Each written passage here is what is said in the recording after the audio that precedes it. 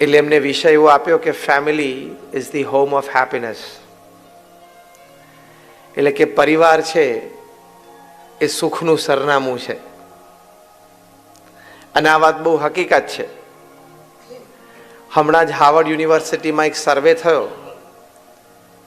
લગભગ 1 લાખ પરિવારમાં સર્વે થયો. 100 કરતા વધારે દેશોમાં સર્વે હતો.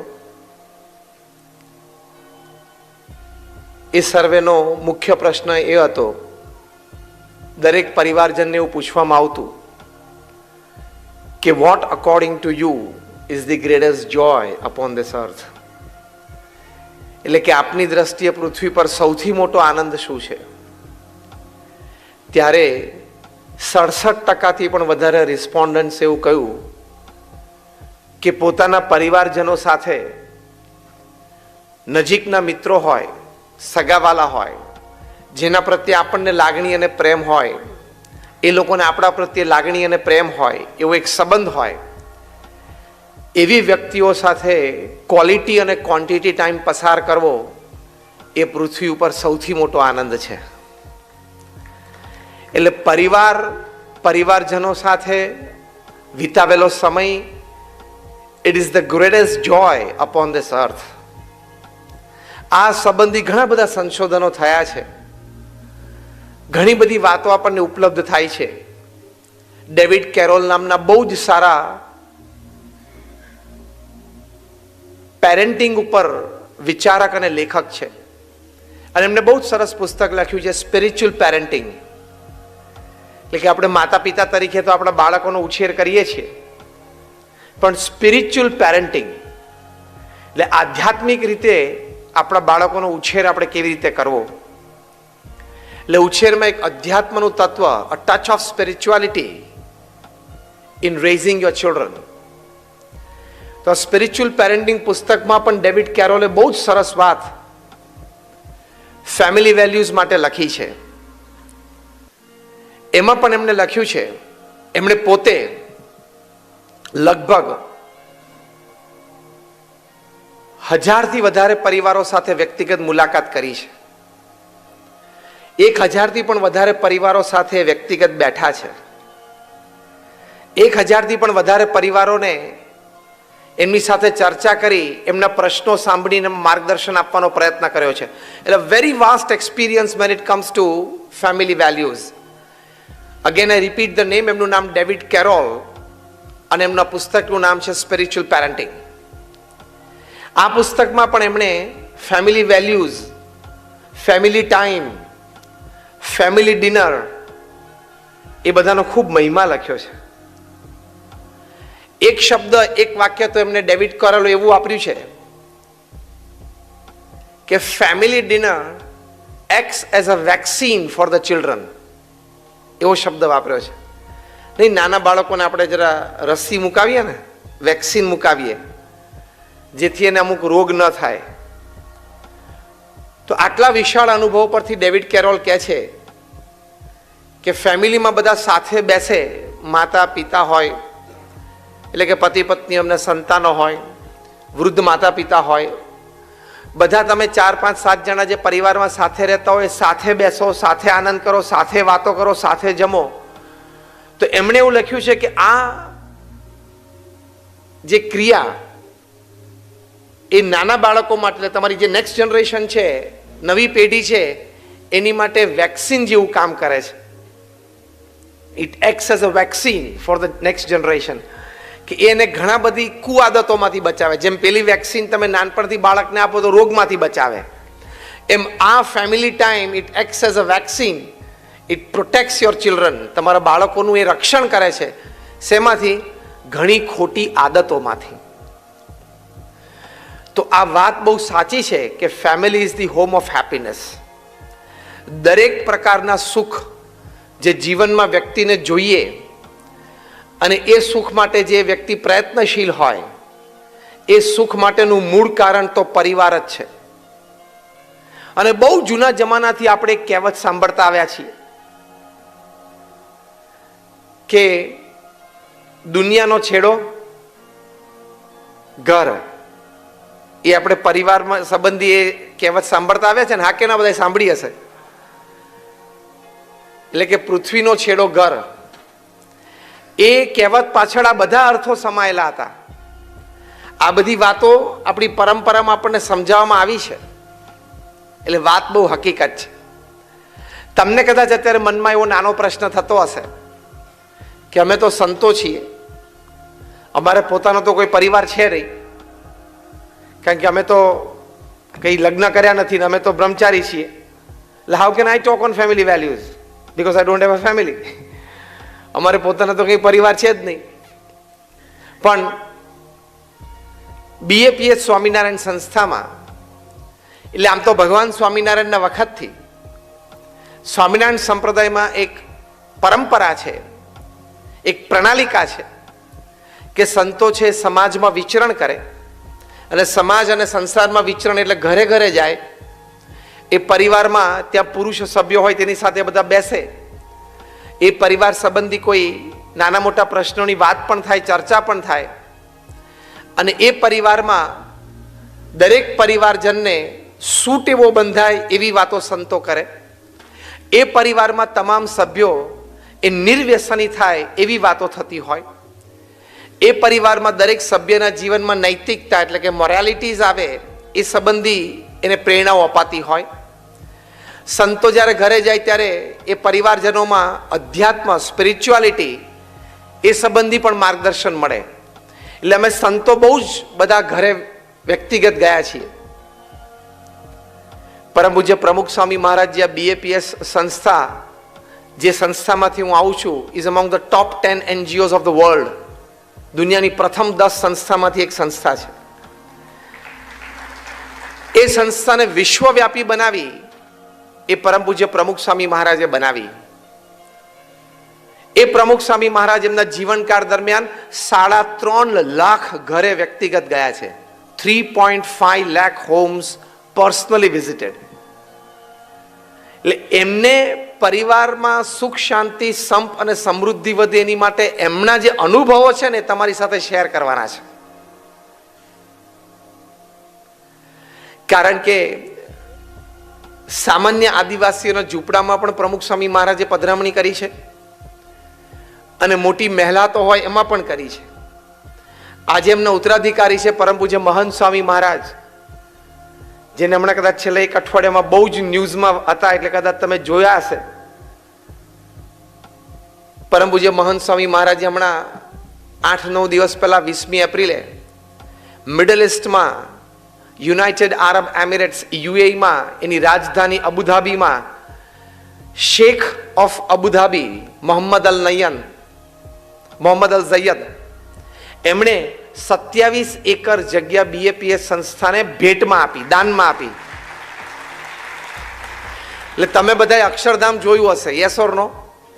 Just raise your hands. Gandhinagar or Delhi Akshardham, almost all of you, લગભગ બધાએ. એ અક્ષરધામ જેવું કેમ્પસ અબુધાબીમાં ઊભું થશે આવતા 2 વર્ષમાં. આ એક જ એવું મોટું કાર્ય થશે કે 2 મોટા સમાજ નજીક આવશે, 2 મોટી જ્ઞાતિઓ નજીક આવશે, અને એનાથી બહુ જ મોટું પરિવર્તન ભવિષ્યમાં આવી શકે એવી શક્યતા છે. એવું મોટું કાર્ય પ્રમુખ સ્વામી મહારાજે પૃથ્વી ઉપર કર્યું. એમના વિઝડમની વાતો તમારી સાથે શેર કરવાની. મેં કહ્યું એમ એમને 3.5 લાખ ઘરે પધરામણીઓ કરી છે. નાના મોટા વ્યક્તિગત પારિવારિક પ્રશ્નો માટે લોકો એમને પ્રશ્નો એટલે પત્રો લખતા, એવા 7.5 લાખ પત્રો એમણે વાંચ્યા અને એનો ઉત્તર આપ્યો છે. At an unbelievable average of reading and answering more than 70 letters a day without a Sunday for 45 years. Unbelievable. રોજના 70 પત્રો વાંચવા અને જવાબ આપવો એટલે, અને 2-4 દિવસ સુધી નહીં, 45 વર્ષ સુધી રવિવાર નહીં જોવાનો. પ્રમુખ સ્વામી મહારાજ એવી રીતે ઉત્તર આપ્યા છે. રોજ સવાર, બપોર, સાંજ 150 વ્યક્તિઓને વ્યક્તિગત મુલાકાત આપી એના પ્રશ્નો સાંભળતા. એના જીવનમાં, પરિવારમાં જેમ જટિલ પ્રશ્નો હોય, જેની માટે એને આમ મૂંઝવણ રહેતી હોય, પ્રશ્ન રહેતો હોય, એવા 500 વ્યક્તિઓ રોજ પ્રમુખ સ્વામી મહારાજે 2 મિલિયન 20 લાખ લોકોને વ્યક્તિગત મળીને એના પ્રશ્નનું સમાધાન કરી આપ્યું. રોજ 2 થી 3 કલાક એડમિનિસ્ટ્રેટિવ મિટિંગમાં બેસવાનું. કારણ કે તમે જે અક્ષરધામનું કેમ્પસ જોયું છે એવા નાના મોટા 1200 કેમ્પસ 1200 પ્રમુખ સ્વામી મહારાજે સિંગલ હેન્ડેડલી ઊભા કર્યા.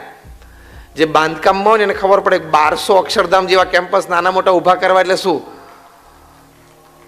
એની સાથે સાથે 80 થી પણ વધારે હોસ્પિટલ્સ, હોસ્ટેલ્સ, સ્કૂલ્સ અને કોલેજીસ એ પ્રમુખ સ્વામી મહારાજે ઊભી કરી, એટલે કે નિર્માણ કર્યું અને એનું સફળ સંચાલન કર્યું. એટલે આટલો મોટો સંપ્રદાય એમને ચલાવ્યો.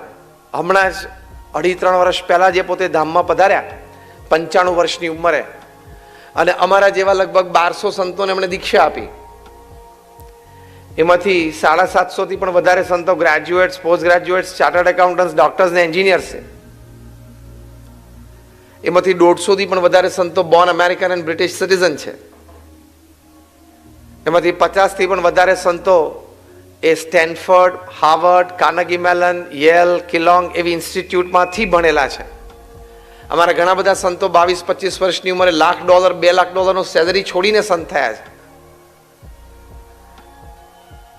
આ મેં તમને એટલા માટે વાત કરી કે તમને એવું ના થાય કે નહીં ફાવ્યું હોય, નહીં ગમ્યું એટલે અહીં આવી ગયા. કેમ નહીં જામ્યું એટલે અહીં આવી ગયા. બધું જામેલું જ હતું ને ગમેલું જ હતું. What I mean to say is કે પ્રમુખ સ્વામી મહારાજને સમાજનો આટલો બધો વિશાળ અનુભવ, સમાજની બધી ગતિવિધિઓ સાથે એ હંમેશા સુમેળમાં રહેતા. તો એમના જે અનુભવની વાતો છે, કારણ કે હજારો પરિવારના વિખવાદમાં મધ્યસ્થી બનીને એમને એ વિખવાદ મિટાવી દીધો. હજારો પરિવારમાં કોઈ 1-2 વ્યક્તિને કંઈક પરિવારમાં અસંતોષ હોય ને ઝઘડા હોય, એમને માર્ગદર્શન આપીને એ ઝઘડો એ મિટાવી દીધો. આવા હજારો પરિવાર અત્યારે સમાજમાં એવા છે કે દે આર હેપી ટુડે. આજે લોકો સુખી છે because of Pramukh Swami Maharaj intervention at the right time.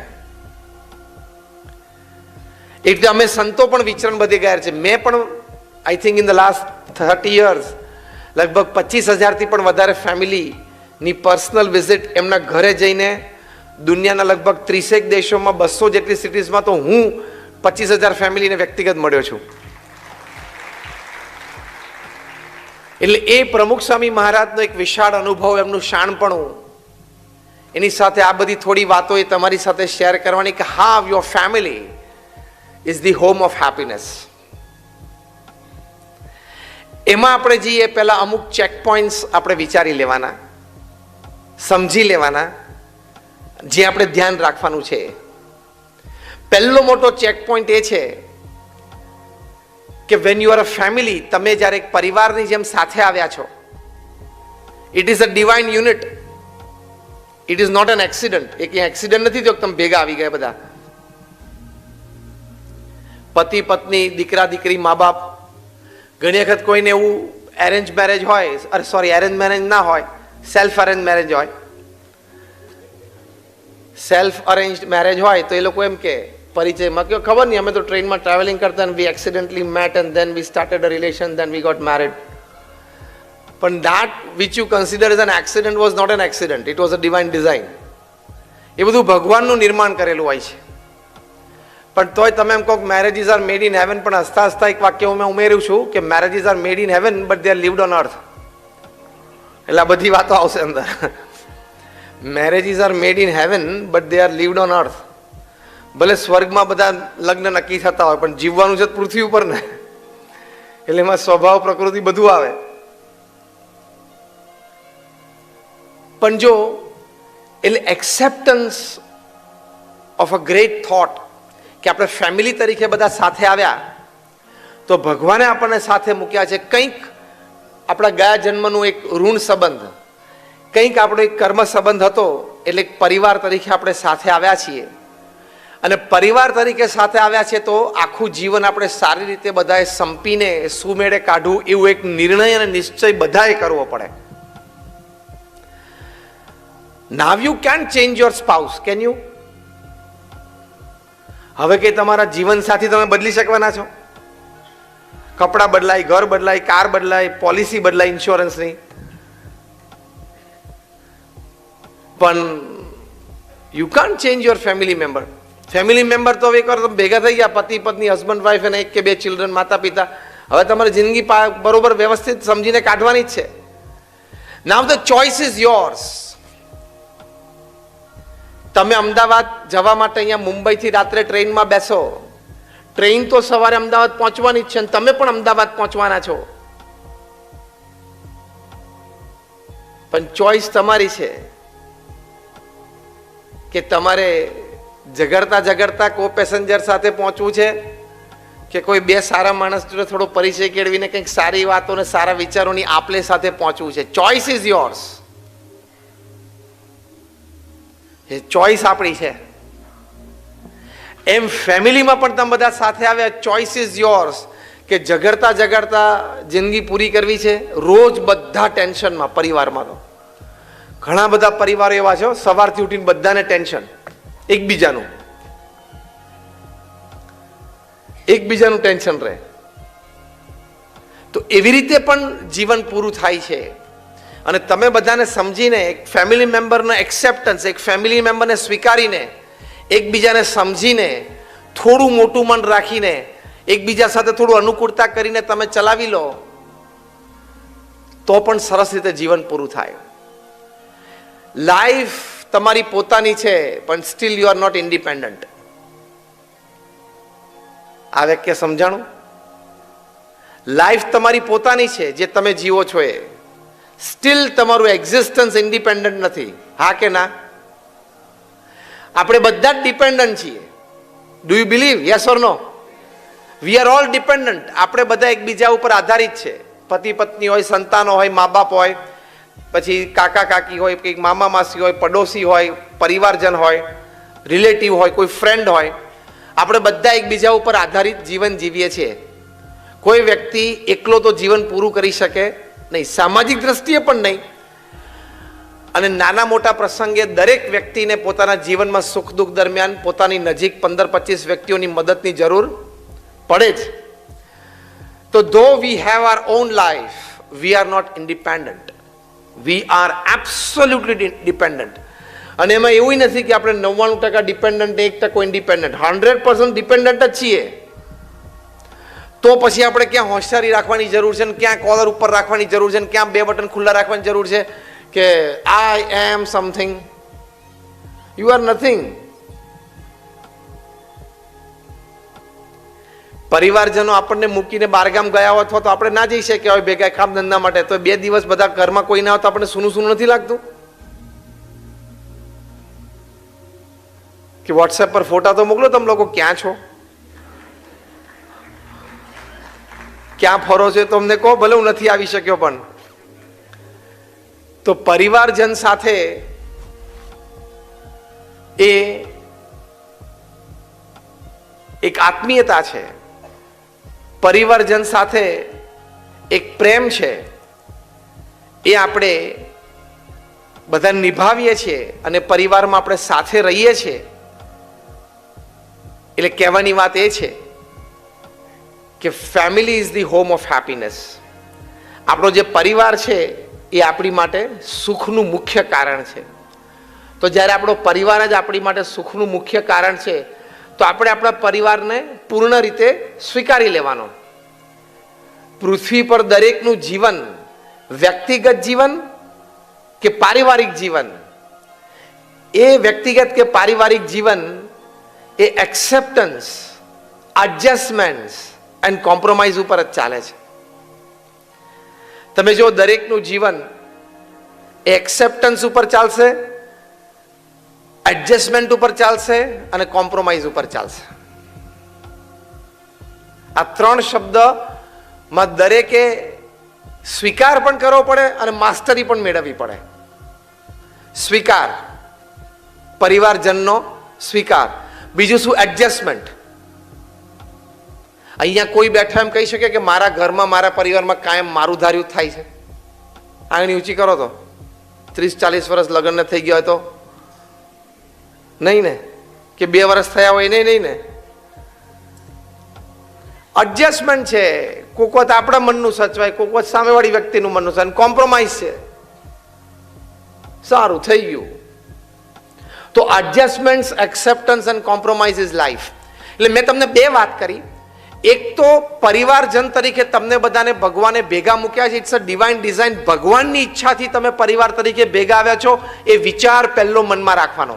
બીજું કે આપણે આપણા પરિવાર સાથે એડજસ્ટમેન્ટ, એક્સેપ્ટન્સ અને કોમ્પ્રોમાઇઝની ભાવના હંમેશા રાખવાની. કારણ કે હવે આપણે એમાં બદલાવ લાવી શકવાના નથી, હવે એમાં કોઈ ચેન્જ આવવાનો નથી, હવે એમાં કોઈ પરિવર્તનની શક્યતા નથી.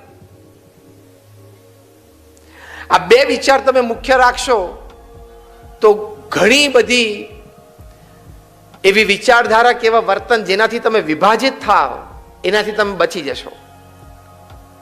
તો પહેલી વાત પરમ પૂજ્ય પ્રમુખ સ્વામી મહારાજ આ એમના વિશાળ અનુભવ પરથી કહેતા. આ એમનો જન્મ શતાબ્દી વર્ષની બધી ઉજવણી છેલ્લા 3 વર્ષથી ચાલે છે. 2021ની સાલમાં ડિસેમ્બર મહિનામાં અમદાવાદમાં 33 દિવસનો મોટો ઉત્સવ થશે. એમનો શતાબ્દી મહોત્સવ, 100 વર્ષનો ઉત્સવ થશે. એ અંતર્ગત સમાજ માટે એમનો એક ઉપદેશ, એમનો એક આ વિચાર દરેકના સુખાકારી માટે. The first thing use to say was, પ્રમુખ સ્વામી મહારાજ કહેતા કે પરિવારજન સાથે અહમ અને મમત્વનો પ્રશ્ન આવવા ના દેવો. મી એન્ડ માઇન, ઈગો, એ પરિવારજન સાથે આવવા દેવો નહીં. એ તમારે જ્યાં કરવું હોય ત્યાં કરજો, તમારા ઘરની 4 દિવાલની અંદર નહીં. ત્યાં એડજસ્ટમેન્ટ અને કોમ્પ્રોમાઇઝ ઉપર જ ચાલવાનું. અઠવાડિયા સુધી, 10 દિવસ સુધી તમને ભાવતી આઈટમ ના બની હોય તો એ બૂમો પાડવાની નહીં. થશે 10 દિવસ પછી થશે, એનો ટાઈમ આવે તો થાય. હકીકત છે ને. તારે તો દર અઠવાડિયે ઢોકળા જોતા હોય, ક્યાંથી કાઢવા? એનો ટાઈમ આવશે એટલે થશે. The fact is this. એટલે એમાં અહમ મમત્વનો પ્રશ્ન નહીં. બહુ સારા એક દ્રષ્ટાંતથી આ વાત આપણને સમજાવવામાં આવે છે કે પેલો સાપ હોય ને, એ બધી જગ્યાએ વાંકો ચાલે ને, અને દરમાં જાય ત્યારે જે દર હોય ને, દર એમાં સીધો અંદર જતો રહ્યો, ત્યાં પછી આ દોડો ના ચાલે.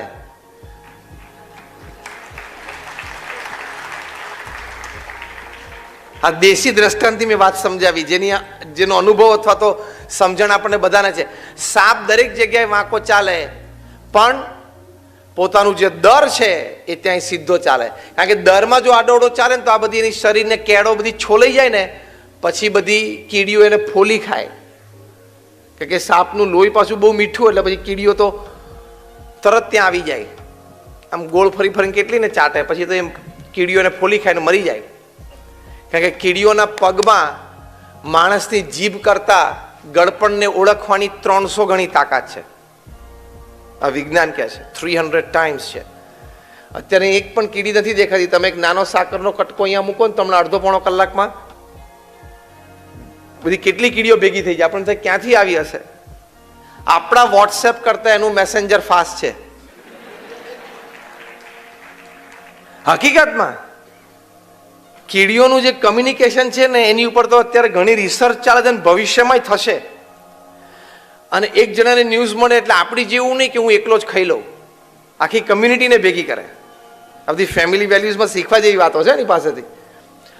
બેસ્ટ ફેમિલી સેટઅપ છે ને કીડીઓનું છે, એવું વિજ્ઞાન કહે છે. The best family setup. આપણે માણસ ભલે બુદ્ધિશાળી રહ્યા, બધા સંશોધનો પૃથ્વી પર આપણે જ કરીએ છીએ. આખી પૃથ્વી, સૃષ્ટિ તમામ છે, એમાં મનુષ્યના લીધે જ આખી સૃષ્ટિ ચાલે છે. બધી વાત સાચી, પણ ફેમિલી લિવિંગ શ્રેષ્ઠ કીડીઓનું છે. The family living of the ants is the best, much better than the human beings, એવું વિજ્ઞાન કહે છે. કારણ કે એને તો એક જગ્યાએ ખાંડ જોવે એટલે સૂંઘીને છે ચાટીને ભાઈ તરત જતી રહે. તમે જોજો. અને પછી મેસેજ આપી દે, કમ્યુનિકેશન કરે. અને બધી કીડીઓ આવતી હોય એમાં કોમ્યુનિકેશન કરે કઈ જગ્યાએ છે. કારણ કે એને તો કેટલું વિઝન હશે, અથવા તો ક્યાં એને ખબર પડે. પણ એ છે ને ખાલી બંને આમ ટચ થાય, તમે જોજો કીડીઓ સામ સામે ટચ થાય ને, એમાં બધો ડેટા ટ્રાન્સફર થઈ જાય. કનેક્શન આપે ને કીડી, બધો ડેટા આ જગ્યાએ, અહીંયા ટોપ એક આઈટમ પડી છે, go.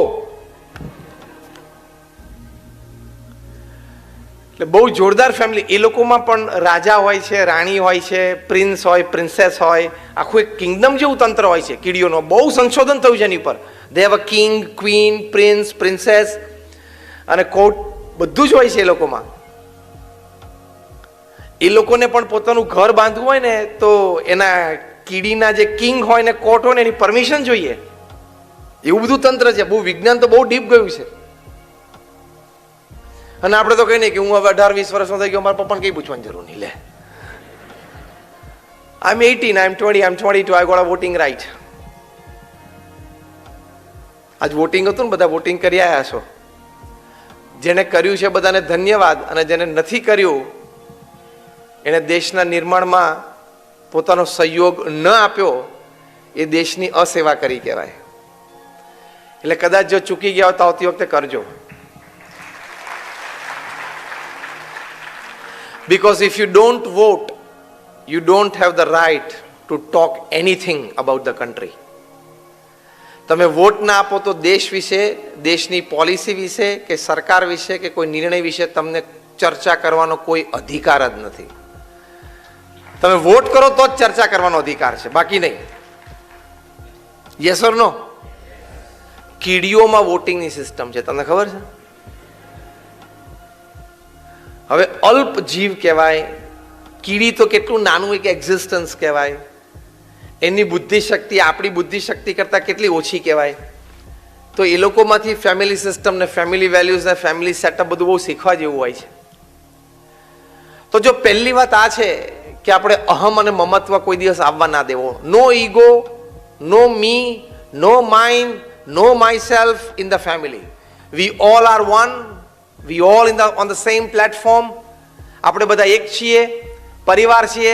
For that values a constant વિચાર તમારે મનમાં રાખવાનો. So no ego, no selfishness amongst family members. There you live with an open heart. તો તમને ખૂબ આનંદ આવશે. કારણ કે હાર્વર્ડ યુનિવર્સિટીનો સર્વે છે, greatest joy upon this earth, પૃથ્વી પર સૌથી મોટો આનંદ પરિવારનો આનંદ છે. જો અહમ મમત્વના પ્રશ્ન થાય, અત્યારે જે યંગ કપલ્સમાં ડિવોર્સ થાય છે એના 3-4 મોટા કારણોમાંનું એક કારણ ઈગો છે, અહમ છે. કારણ કે અત્યારે 2 જણા ભણેલા હોય, ભણવાનું તો દરેકે હોય, દીકરો હોય કે દીકરી હોય, સારામાં સારું ભણવાનું, સારામાં સારા ભણાવવાના. પણ 2 જણા ભણેલા હોય એટલે પછી કોમ્પ્રોમાઇઝની ભાવના ઓછી થઈ જાય. પેલો કે આઈ એમ ચાર્ટર્ડ એકાઉન્ટન્ટ, તો પેલી કે આઈ એમ MBA. તો પતી ગયું. અને MBA નું ગુજરાતી આવડે છે ને? બધાને ખબર છે, મને બધું આવડે. એટલે પછી શું થાય? પછી ઈગો ક્લેશ આવે કે હું I am also having a good salary, પેલી કે મારી પાસે પણ આ સેલરી છે, આપણે આમ કરીએ, આપણે આમ કરીએ. ડિફરન્સ ઓફ ઓપિનિયન આવે. પણ પ્રોફેશનલ્સ બંને હોય એ સારું છે, કંઈ ખોટું નથી. પણ એ લાઈફમાં કોમ્પ્રોમાઇઝ કરીને રહેતા ના આવડે તો તમારું ભણતર નકામું થઈ ગયું. ભલે તમે CA થયા ને MBA થયા ને MBBS થયા, પણ if you cannot learn to compromise and live together as a family, all your education goes to ashes. તો પછી એ બધું બળી જાય. ભણતરનો અર્થ જ એ છે કે આપણે વ્યક્તિ સાથે સુમેળે રહી શકીએ. That is education. એજ્યુકેશનની એક બહુ જ સરસ વ્યાખ્યા થયેલી છે. Education is that which remains with you when you have forgotten everything that has been taught to you. Sandeep, એજ્યુકેશનની લાઈન વાળા છે ને બધા, એટલે education is that which remains with you when you have forgotten everything that has been taught to you. તમને જે ભણાવવામાં આવ્યું છે બધું તમે ભૂલી જાઓ ને, પછી જે તમારી પાસે રહે ને ભણતર, એટલે શું? સદગુણો, સ્થિરતા, મેચ્યોરિટી, પીઢતા, શાણપણું, વિઝડમ, એ બધું ભણતર physics, chemistry, biology, mathematics, English, Gujarati, Hindi ભણીને આ બધું લાવવાનું છે એકચ્યુઅલી. તો એ સમજીને આપણે કોઈ ઈગો ક્લેશ આવવા દેવો નહીં. અમદાવાદમાં એક બોય અને એક ગર્લ બંને ત્યાં ડેન્ટલ કોલેજમાં ભણતા હશે. બંનેને આમ પરિચય થયો, થોડી ફ્રેન્ડશિપ થઈ, પછી બંનેને એક રિલેશનશિપ શરૂ થયું અને બંને નક્કી કર્યું કે આપણને બંનેને અનુકૂળ છે એટલે આપણે મેરેજ કરશું. ફાઇન. બંને જણાને ડેન્ટલ કોલેજ પૂરી થઈ, બંને જણા ડેન્ટિસ્ટ થઈ ગયા. એટલે બંને જણાએ પોતપોતાના ઘરે રજૂઆત કરી કે મારે અહીંયા મેરેજ કરવા છે. પણ વોટ એવર ધ રીઝન, જે કંઈ કારણ હશે, પણ બંને પરિવારમાંથી ના આવી કે તમારે અમે તમને પરમિશન ના આપીએ. એટલે આ બંને તો એકદમ સ્ટ્રોંગ રિલેશનશિપમાં હતા.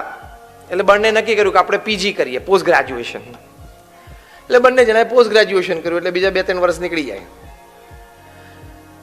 એ દરમિયાન અને પછી પણ પરવાનગી માંગી, પણ જે પણ કારણ હશે બંને પરિવાર તરફથી પરવાનગી ન મળી. પણ બંને એટલા સંસ્કારી કે મા બાપની ઈચ્છા વિરુદ્ધ તો આપણે કંઈ કરવું નથી. એમને મા બાપને આપણને ઉછેર્યા છે તો આપણે એને રાજી રાખવા છે, આપણે એમની જોડે સંબંધ સારો રાખવો છે.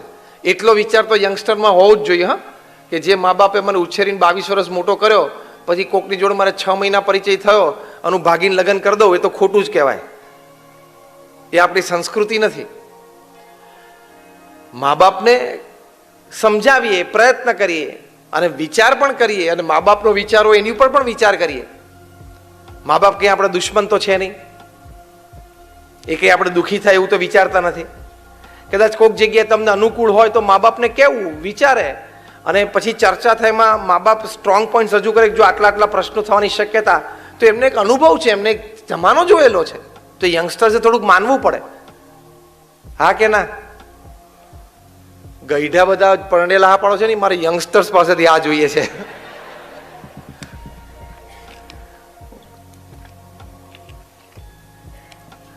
પછી બંને જણાએ જોબ શરૂ કરી. કોક પ્રાઇવેટ હોસ્પિટલમાં બંનેને જોબ મળી.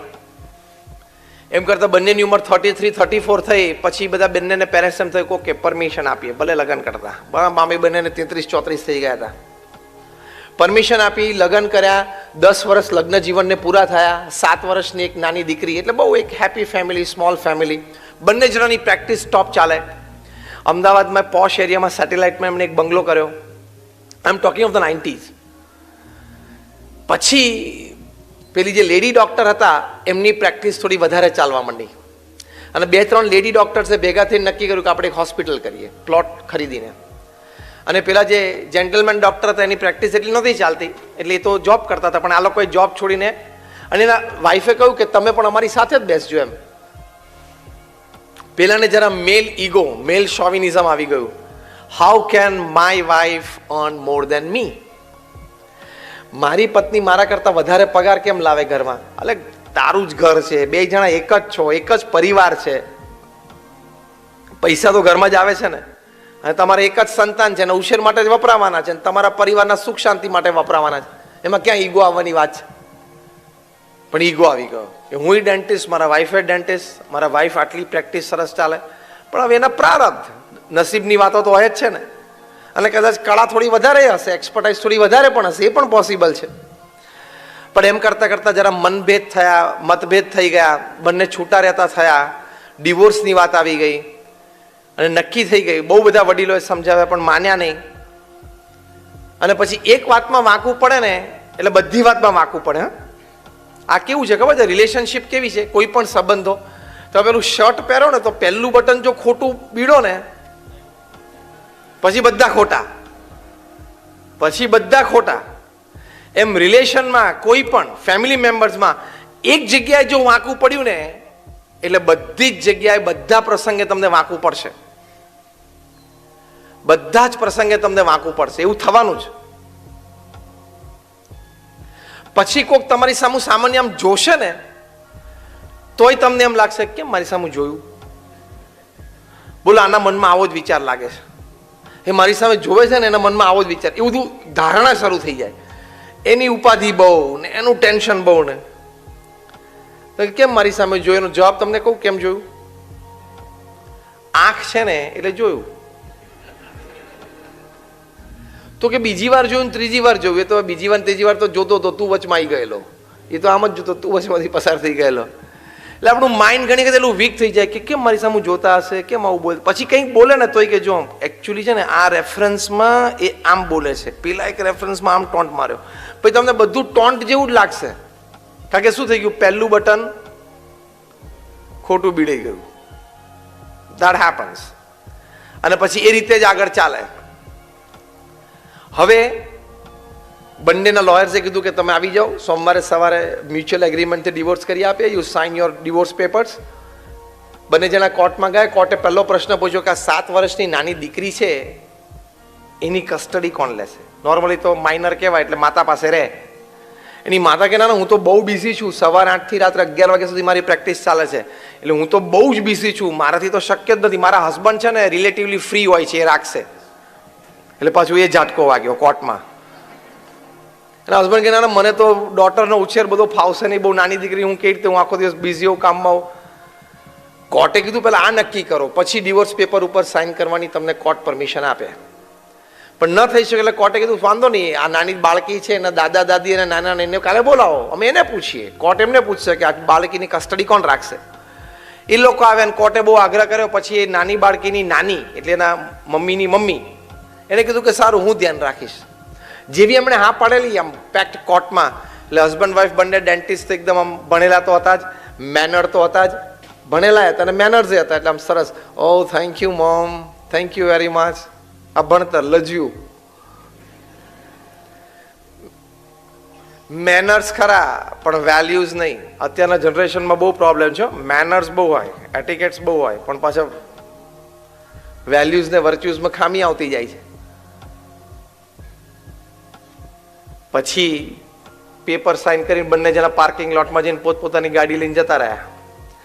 પેલી નાની એમની દીકરાની દીકરીને રોજ સવારે ઓટો રિક્ષામાં સ્કૂલે મૂકવા જાય અને બંગલા પાસેથી પસાર થાય એટલે પેલી બાળકી એની નાનીને પૂછે કે નાની નાની ફરી વખત પપ્પા મમ્મી ને હું 3 જણા અહીંયા અમારા જૂના ઘરે બંગલામાં ક્યારે સાથે રહેવા જશું?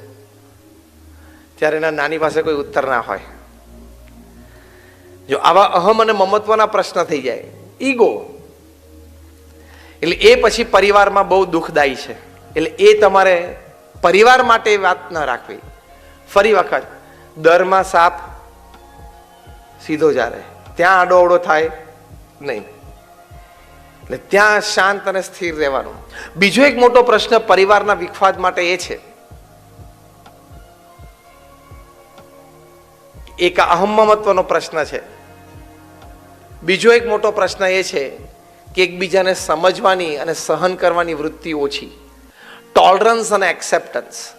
હવે ભેગા થયા જ છો એટલે જિંદગી પૂરી કરવાની જ છે. ગમે તેવું કપલ મેડ ફોર ઈચ અધરનો એવોર્ડ બોમ્બે ખાતે મળ્યો હોય ને તો એ 60-40 નો રેશિયો ચાલતો હોય. જે કપલને એમ કે આ મેડ ફોર ઈચ અધર કપલ છે તો એમાં 60-40 નો રેશિયો હોય. 60% બધું બરોબર ચાલે, 40% ચલાવવું પડે, એવું જ હોય. કે 100% મેચિંગ તો કઈ આવતું જ નથી.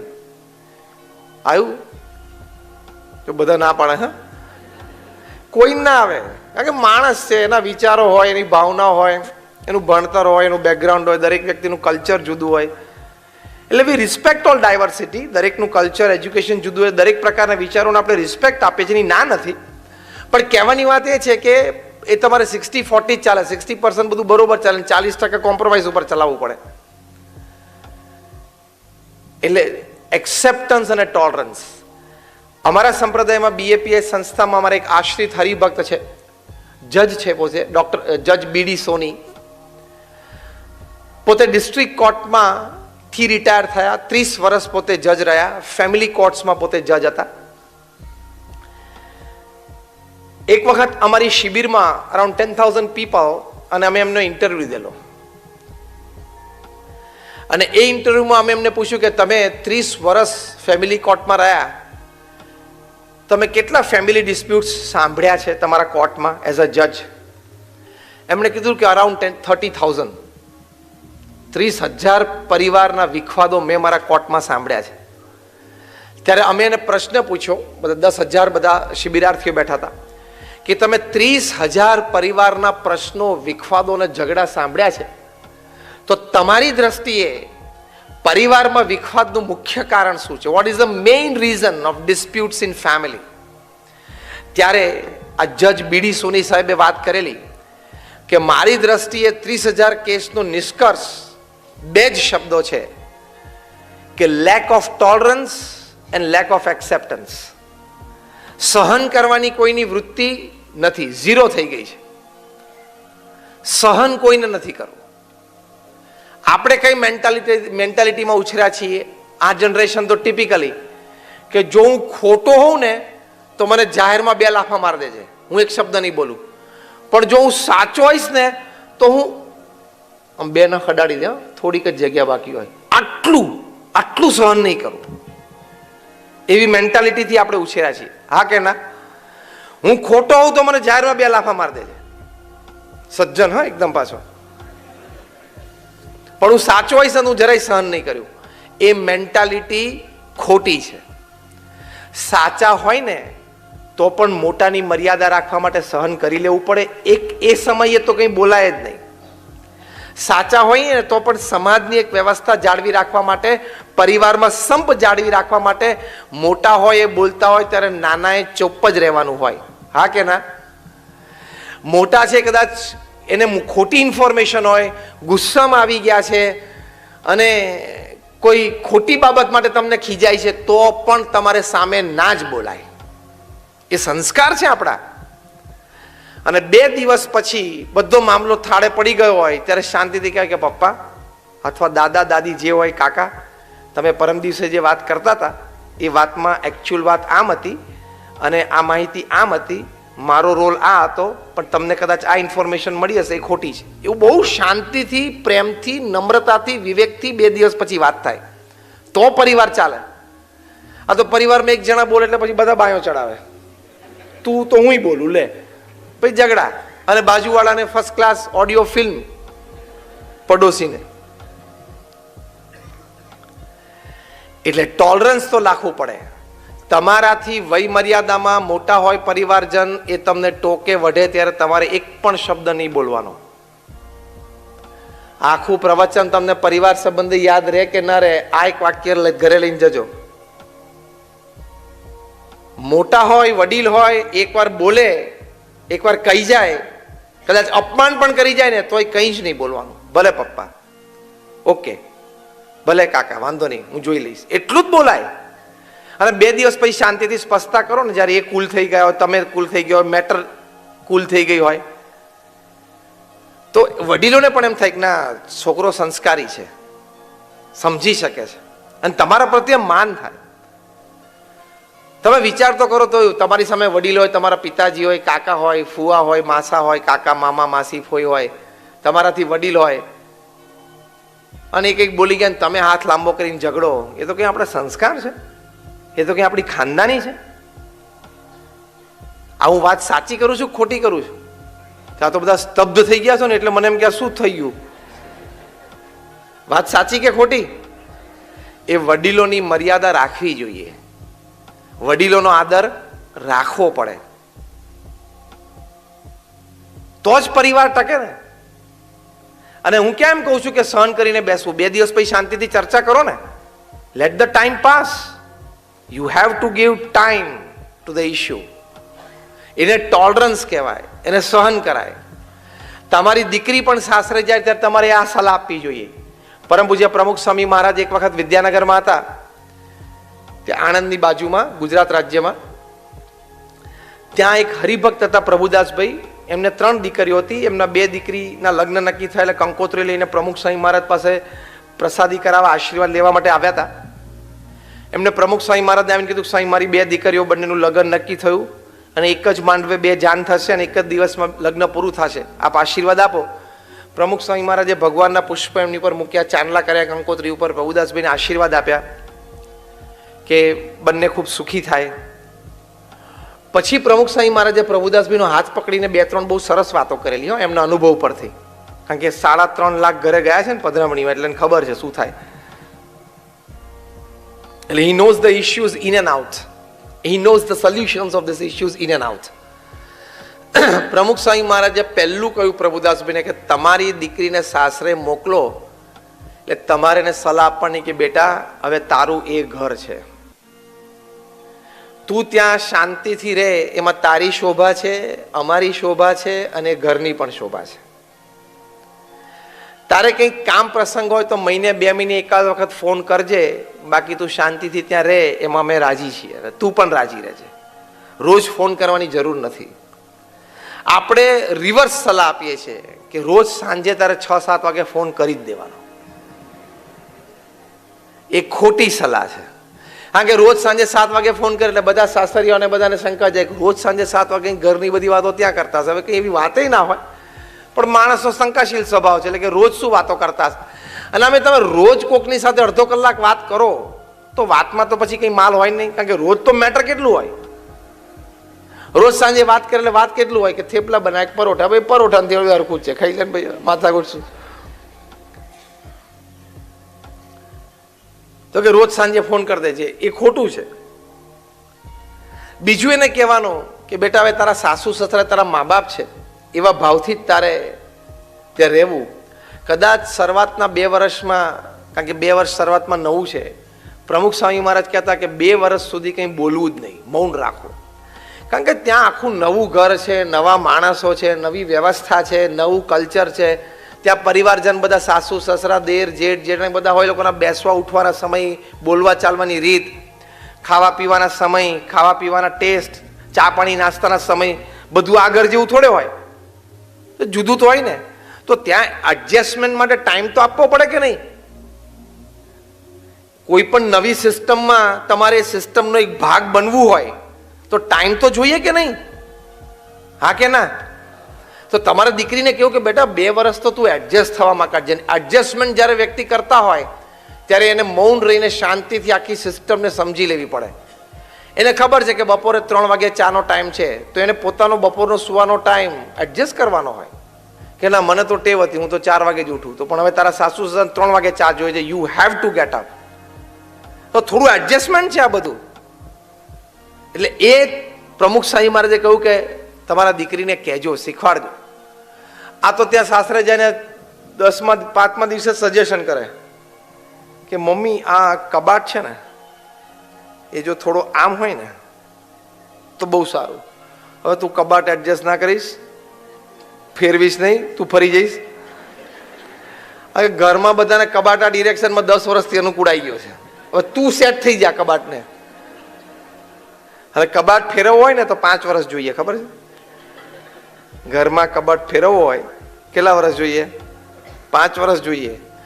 એમ છોકરો પણ બાપ સાથે ધંધામાં જોડાય, ભલે બાપ 10મું ધોરણ પાસ હોય ને છોકરો London school of economics LSE માંથી MBA કરીને આવ્યો હોય તોય ટેબલ ઉપર ફાઇલ ફેરવતા 2 વર્ષ થાય. અનુભવ તો લેવો પડે કે નહીં? આ તો પહેલા દિવસે કે ડેડી એકચ્યુઅલી આઈ ફીલ અમને છે ને LSE માં એક પ્રોજેક્ટમાં શીખવાડેલું કે આજે ચેન્જ થાય છે ને એમાં આ માણસની જરૂર નથી. તું પહેલા 2 વર્ષ અહીંયા કાઢ, પહેલા દિવસે સજેશન ના થાય. હમણાં એક સારા ફેમિલીમાં, બહુ જ સારો ફેમિલી બિઝનેસ, એમાં જ પ્રશ્ન થયો છે અત્યારે. તો હમણાં છેલ્લા 3 દિવસથી હું તો એ ફેમિલીને સારી રીતે ઓળખું છું, પણ હમણાં 3 દિવસથી છોકરાએ ઓફિસમાં જવાનું બંધ કરી દીધું. He is not attending his family office, family business. હવે હજી એને ફેમિલી બિઝનેસ અટેન્ડ થયા મહિનોય નથી થયો, પણ એને 10 સજેશન લખીને આપી દીધા પપ્પાને. મેં કીધું કે તું પેલા 10 સજેશન ના, તું 2 વર્ષ, પણ કે 2 years. મેં કહું આ તો ઠીક છે, તારે તૈયાર ફેમિલી બિઝનેસ મળી ગયો, બહાર તારે જોબ કરવાની હોત તો 2 years શું 5 વર્ષ સુધી ઊંચો ના આવત, સજેશન કરી શકે એવી પોઝિશનમાં ના આવત, ખબર છે? તો એટલે એ થોડું નમ્રતાથી, વિવેકથી, ખાનદાનીથી ત્યાં રહેવું પડે, એડજસ્ટમેન્ટ થોડું કરવું પડે. એટલે આ સલાહ આપવાની કે આવી રીતે ત્યાં સમજીને વિચારીને બધા સાથે હળીમળીને રહેવાનું.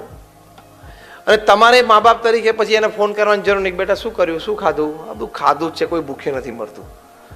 તકલીફ હશે મહિને 2 મહિને કંઈક કરશે. અને ત્રીજી વાત પ્રમુખ સ્વામી મહારાજે કહી કે તમારે દીકરીને કહેજો કે થોડુંક સહન તો કરવું જ પડશે. નવી સિસ્ટમ ને નવા માણસો છે ને, એટલે ટોલરન્સ તો લાવવો જ પડશે. સ્વામી કે દીકરો હોય એ ક્યાંક પ્રાઇવેટ કંપનીમાં નોકરી કરવા જાય તો ત્યાં થોડુંક એને સહન કરવું પડે એના બોસનું, અને દીકરી હોય તો સાસરે જાય તો થોડું સાસુ સસરાનું સહન કરવું પડે. એવું 2-5% ટોલરન્સ લેવલ તો રાખવું પડે કે નહીં? હું સાચો હોઉં ને તો હું જરાય સહન નહીં કરું, બસ આ કોન્સેપ્ટ ખોટો છે, મગજમાંથી કાઢી નાખવાનો. અગેન આઈ રિપીટ, વડીલોની મર્યાદા રાખવા માટે થોડુંક સહન કરવું જ પડે. સમાજની વ્યવસ્થા જાળવી રાખવા માટે થોડુંક સહન કરવું જ પડે. અને પરિવારમાં સુખ શાંતિ અને સ્થિરતા રહે એની માટે થોડુંક સહન કરવું જ પડે. તો એ ગુણ કેળવવો પડે, ટોલરન્સ. આ સોની સાહેબે 30,000 ફેમિલી ડિસ્પ્યુટ્સમાં જજ તરીકે એ ડિસ્પ્યુટ સાંભળીને ચુકાદામાં આ વાત કરી છે કે ટોલરન્સ અને એક્સેપ્ટન્સ. તો આ બે બહુ જ મોટા સદગુણ છે, એ ફેમિલી વેલ્યુઝ માટે ખૂબ જરૂરી છે. ત્રીજી એક વાત છે કે ફેમિલી માટે બધાએ પ્રોપર સમય આપવો. Time is very important. Warren buffet દુનિયાના આટલા ધનાઢ્ય વ્યક્તિ છે, પણ પોતાના જીવન ચરિત્રમાં લખે છે $100 બિલિયન નું ઇન્વેસ્ટમેન્ટ છે, $100 અબજ. સવારે 9 થી સાંજે 6 હું બિઝનેસમેન છું, સાંજે 6 થી રાત્રે 9 હું ફેમિલી મેન છું, અને રાત્રે 9 થી 10:30 હું એક સ્પિરિચ્યુઅલ એન્ટિટી એટલે કે આધ્યાત્મિક એન્ટિટી અસ્તિત્વ છું.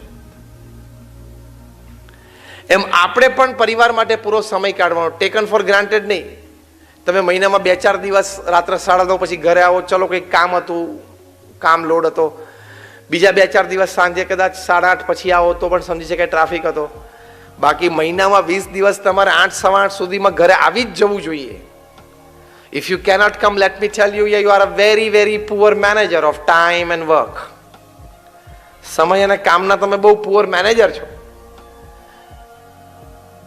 અને તમારા પ્રોફેશનનો આખો દરિયો તમે નથી પી શકવાના. Can you drink the whole sea of your profession? Nobody can. તો પછી સાંજે 6 વાગે, 7 વાગે, 7:30 થાય, 8 વાગે એટલે પ્રેમથી ઓફિસમાંથી ઊભા થઈ જવાનું. આખા મુંબઈની બધી જવાબદારી ક્યાં આપણે રાખી નથી. આખા મુંબઈની બધી જવાબદારી કંઈ, you don't owe the responsibility of the whole city of Mumbai in your business. બીજા બધા બિઝનેસની વાત નથી. કોઈ અહીંયા ડોક્ટર બેઠા છે? હજુ આ ડોક્ટર બેઠા છે. શેના ડોક્ટર છો તમે? ગાયનેકોલોજીસ્ટ છો. હવે તમારે આખા મુંબઈના બધા ગાયનેકના કેસ તમારી પાસે આવી જાય તો ગાંડા થઈ જાવ ને, ના હેન્ડલ થાય. એટલે એક ટાઈમ બાર, એક ફિઝિકલ બાર, એક સેટિસ્ફેક્શન બાર કે ભાઈ આપણે આટલું કામ, આટલી કમાણી, આટલો સમય. You are not the work that you do. You are not the office that you sit in. You are not the bank account that you hold. આપણી લાઈફ કંઈક જુદી છે. સારામાં સારું કામ કરવું, 8 કલાક ખૂબ પુરુષાર્થ કરો. અત્યારે તમારી સામે બોલું છું, આ મારા 6ઠ્ઠા દિવસની 6ઠ્ઠી ટોક 6ઠ્ઠી સિટીમાં છે. એટલે પુરુષાર્થ તો બધા કરવાનો હોય, અમે કરીએ છીએ, પણ એક ટાઈમ બાર, એક ફિઝિકલ બાર, એક સેટિસ્ફેક્શન બાર તો તમારે મૂકવો પડે. એમ આઈ રાઈટ ઓર રોંગ? એ તો આખી જિંદગી એમને પૂરી થઈ જાય. Work work and work will kill you. You don't know when will you become 80, 90 end time to go. એટલે થોડું બેલેન્સ રાખવું. એની માટે એક સરસ સિસ્ટમ હું શીખવાડું છું, 8+8+8 સિસ્ટમ. તમારી પાસે જીવનમાં એટલે કે દરેક દિવસમાં 24 કલાક છે.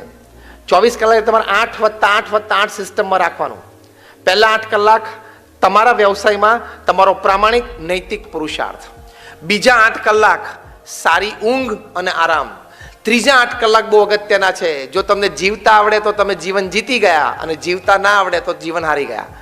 એમાં 3F, 3H અને 3S. 3F family, friends, faith.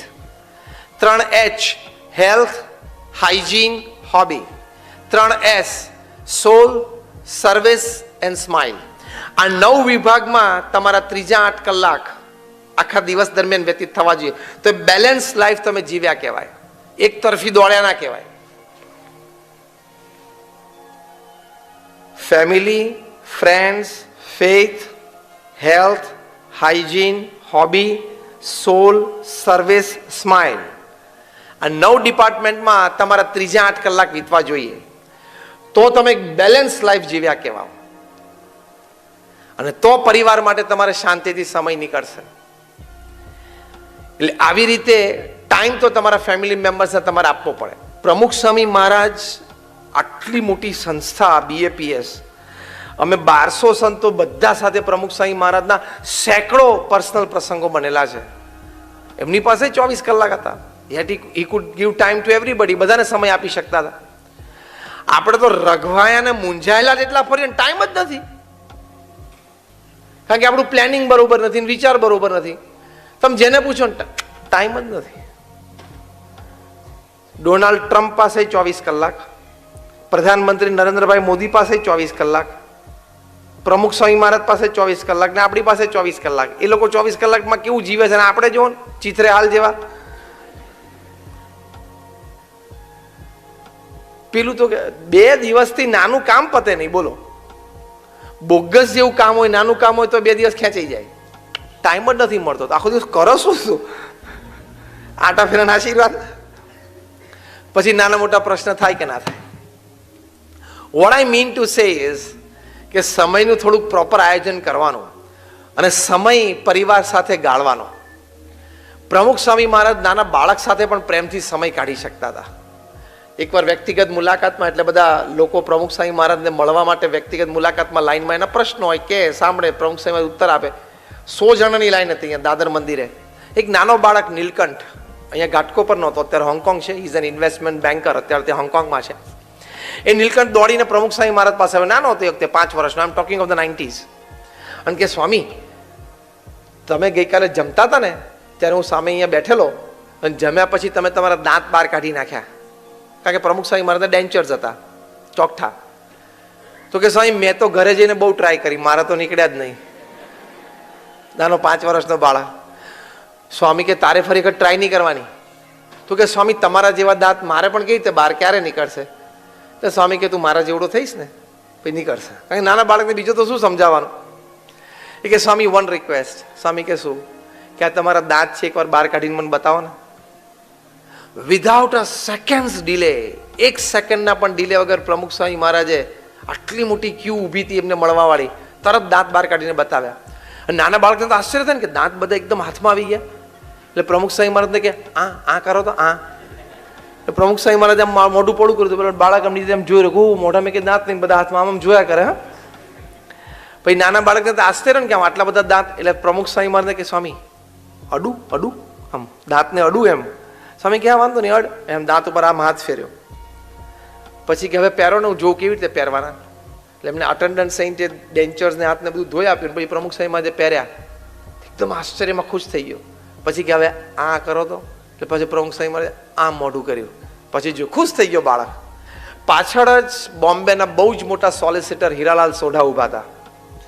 Hiralal સોઢાને અત્યંત આશ્ચર્ય થયું કે પ્રમુખ સ્વામી મહારાજ એક નાના બાળક માટે આટલો બધો સમય આપી શકે છે, એ પણ અમે બધા આટલા બધા લાઈનમાં ઊભા છીએ એને મળવા માટે એની વચ્ચે, અને નાના બાળકની આવી ઈચ્છા પૂરી કરી શકે છે. પ્રમુખ સ્વામી મહારાજના ખોળામાં એમને માથું મૂકી દીધું, પંચાંગ પ્રણામ કર્યા કે Swami, you are a really great personality.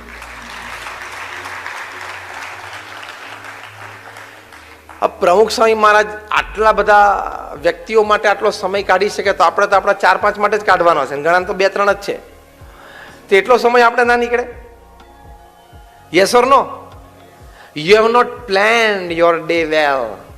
You have not planned your family time well. તમે તમારો ફેમિલી ટાઈમ અને તમારો દિવસ સારો પ્લાન કર્યો હોય તો ટાઈમ મળે જ, સમય મળે જ, ગોઠવણ થાય જ. વોરેન બફેટે કીધું કે સાંજે 6 વાગે એટલે હું પેન ટેબલ ઉપર મૂકીને ઊભો થઈ ગયો અને મોબાઈલ ફોન શટ ઓફ કરી દઉં.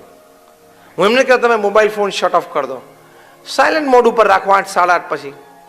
અહીંયા બેઠેલા આપણે કોઈને એવો મોટો વહીવટ નથી કે રાત્રે 11 વાગે 10 કરોડની વાતો ઊભી થાય છે. તો એ રાત્રે 11:30 વાગ્યા સુધી, 11:45 વાગ્યા સુધી મોબાઈલ ચાલુ. રાત્રે 12 વાગે સુવા જાય ને તો પાછું એકવાર ડેટા ચાલુ કરીને વોટ્સએપ જોઈ લે. કંઈ છે કંઈ નથી. તું કંઈ સેલિબ્રિટી છું? રાતે તારે 11:30 વાગે કંઈક હોય, તારા ઇન્સ્ટાગ્રામ ઉપર કંઈ 2 મિલિયન ફોલોવર્સ છે.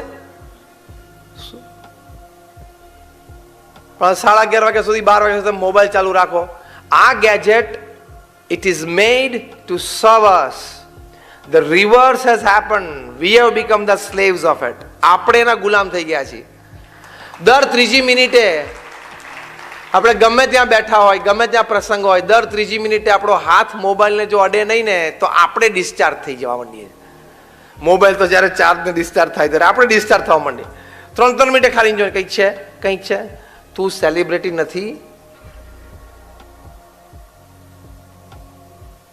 રાતે 11:30 વાગે તમે ફોન એટલે ચાલુ રાખો છો કે કદાચ 11:30 વાગે દિલ્હીથી પ્રધાનમંત્રી કાર્યાલયમાંથી નરેન્દ્રભાઈનો ફોન આવે તાત્કાલિક મારી ઉપર અને એક જોઈન્ટ પાર્લામેન્ટરી કમિટી બનાવવાની હોય, મને 2G 3G scam, spectrum, call, Rafale deal એના વિશે બહુ માહિતીઓ છે, એટલે કદાચ પ્રધાનમંત્રી એક જોઈન્ટ પાર્લામેન્ટરી કમિટી જેપીસી બનાવે અને મને મેમ્બર તરીકે એ પાર્લામેન્ટરી બોર્ડ ઉપર લે અને રાત્રે 11:30 વાગે નરેન્દ્રભાઈને ફોન આવે ને ઉપાડી ના શકું તો દેશની બહુ મોટી અસેવા થઈ જશે, એવું તમને લાગે? તારા જેવા એમની પાસે 130 કરોડ છે, તું સુઈ જા.